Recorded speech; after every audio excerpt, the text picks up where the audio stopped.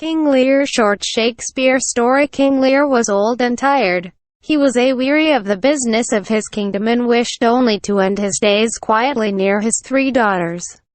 2 of his daughters were married to the Dukes of Albany and Cornwall, and the Duke of Burgundy and the King of France were both suitors for the hand of Cordelia, his youngest daughter.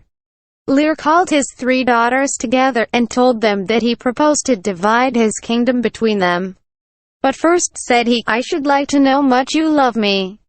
Goneril, who was really a very wicked woman, and did not love her father at all, said she loved him more than words could say. She loved him dearer than eyesight, space or liberty, more than life, grace, health, beauty, and honor. "I love you as much as my sister and more," professed Regan, "since I care for nothing but my father's love." Lear was very pleased with Regan's profession and turned to his youngest daughter, Cordelia. "Now, our joy, though last but not least," he said, "the best part of my kingdom have I kept for you." "What can you say?" "Nothing, my lord," answered Cordelia. "Nothing can come of nothing." "Speak again," said the king. And Cordelia answered, "I love your majesty according to my duty, no more, no less." And this she said because she was disgusted with the way in which her sisters professed love when really they had not even a right sense of duty to their old father. "I am your daughter," she went on, "and you have brought me up and loved me, and I return you those duties back as are right and fit, obey you, love you, and most honor you." Lear, who loved Cordelia best, had wished her to make more extravagant professions of love than her sisters. "Go," he said, "be forever a stranger to my heart and me."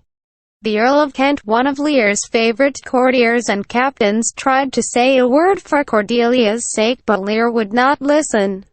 He divided the kingdom between Goneril and Regan and told them that he should only keep 100 knights at arms, and would live with his daughters by turns. When the Duke of Burgundy knew that Cordelia would have no share of the kingdom, he gave up his courtship of her. But the King of France was wiser, and said, "Thy dowerless daughter, King, is queen of us, of ours, and our fair France." Take her," said the king, "for I will never see that face of hers again." So Cordelia became Queen of France, and the Earl of Kent, for having ventured to take her part, was banished from the kingdom. The king now went to stay with his daughter Goneril, who had got everything from her father that he had to give, and now began to grudge even the 100 knights that he had reserved for himself. She was harsh and undutiful to him, and her servants either refused to obey his orders or pretended that they did not hear them. Now the Earl of Kent, when he was banished, made as though he would go into another country, but instead, he came back in the disguise of a serving man and took service with the king. The king had now 2 friends, the Earl of Kent, whom he only knew as his servant, and his fool, who was faithful to him. Goneril told her father plainly that his knights only served to fill her court with riot and feasting, and so she begged him only to keep a few old men about him such as himself. "My train is men who know all parts of duty," said Lear.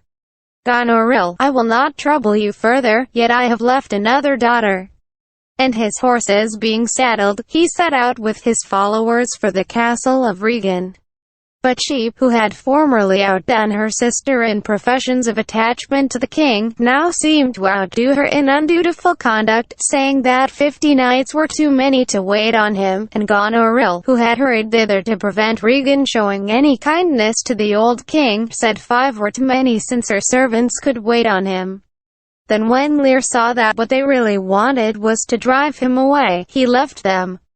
It was a wild and stormy night, and he wandered about the heath half mad with misery, and with no companion but the poor fool. But presently his servant, the good Earl of Kent, met him, and at last persuaded him to lie down in a wretched little hovel. At daybreak, the Earl of Kent removed his royal master to Dover and hurried to the court of France to tell Cordelia what had happened. Cordelia's husband gave her an army, and with it she landed at Dover. Here she found poor King Lear, wandering about the fields, wearing a crown of nettles and weeds. They brought him back and fed and clothed him, and Cordelia came to him and kissed him. "You must bear with me," said Lear, "forget and forgive. I am old and foolish. And now he knew at last which of his children it was that had loved him best, and who was worthy of his love. Goneril and Regan joined their armies to fight Cordelia's army, and were successful, and Cordelia and her father were thrown into prison. Then Goneril's husband, the Duke of Albany, who was a good man, and had not known how wicked his wife was, heard the truth of the whole story, and when Goneril found that her husband knew her for the wicked woman she was, she killed herself, having a little time before given a deadly poison to her sister Regan, out of a spirit of jealousy. But they had arranged that Cordelia should be hanged in prison, and though the Duke of Albany sent messengers at once, it was too late.